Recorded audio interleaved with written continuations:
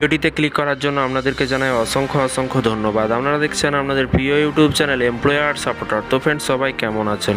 নিশ্চয়ই খুব ভালো আছেন এবং সকলেই চিন্তিত আছেন। কি বলা হয়েছে রাজ্য সরকারি কর্মচারীদের বড় আপডেট, ভিডিওটি সম্পূর্ণ দেখবেন। চ্যানেলে যারা এই ভিডিওটি প্রথম দেখছেন অবশ্যই চ্যানেলটিকে সাবস্ক্রাইব করে রাখবেন। খুশির খবর, সরকারি কর্মচারীদের আয় কিন্তু 19% বৃদ্ধি। সরকারি কর্মচারীদের আয় 19% বৃদ্ধি। নতুন পেনশন স্কিম বড় পরিবর্তন করলো সরকারি কর্মচারীদের জন্য সুখবর। আগামী সেপ্টেম্বর মাসে কেন্দ্রীয় সরকারের নতুন ঘোষণা অনুযায়ী কিন্তু তাদের আয় বেড়েছে 19%। চলতি বছর শুরু থেকেই কিন্তু কেন্দ্রীয় সরকারি কর্মচারীদের জন্য একাধিক সুখবর এসেছে। তাদের মহার্ঘ ভাতা বেড়ে গিয়ে কিন্তু বর্তমানে 50% দাঁড়িয়েছে। এবার কেন্দ্র সরকার এক নতুন পেনশন স্কিমের ঘোষণা করেছে, যা সরকারি কর্মচারীদের আয় কিন্তু আরও বাড়িয়ে দেবে। নতুন পেনশন প্রকল্পের আওতায় সরকারি কর্মচারীরা এখন থেকে কিন্তু 19% পর্যন্ত আয় বৃদ্ধির সুবিধা পাবেন। এই স্কিমের অধীনে কিন্তু সরকারি কর্মচারীদের পেনশন তহবিলে কিন্তু সরকারের অবদান 18.5% বেড়ে যাবে, যা বর্তমানে 14%।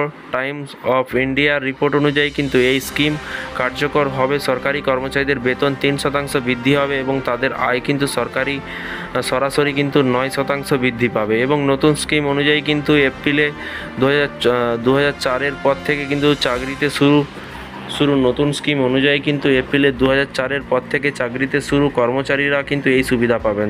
যারা 2004-এর পর থেকে চাকরিতে জয়েন করেছেন তারাই কিন্তু এই সুবিধা পাবেন। এই স্কিমের মধ্যে থাকবে কিন্তু নিশ্চিত পেনশন এবং নিশ্চিত পারিবারিক পেনশন ও নিশ্চিত ন্যূনতম পেনশন। কোনো কর্মচারী ন্যূনতম 25 বছর চাকরি করলে তাদের অবসর গ্রহণের পূর্বে কিন্তু শেষ 12 মাসের বেতনের 50% পেনশন হিসেবে পাবেন। এছাড়াও সরকার পেনশন তহবিলে কিন্তু উন্নতির মাধ্যমে পারিবারিক সদস্যদের জন্য কিন্তু 60% পারিবারিক পেনশন নিশ্চিত করবে।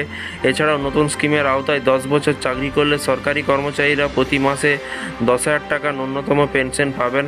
এই নতুন পেনশন প্রকল্প 2025 সালে 1 এপ্রিল থেকে কিন্তু কার্যকর হবে।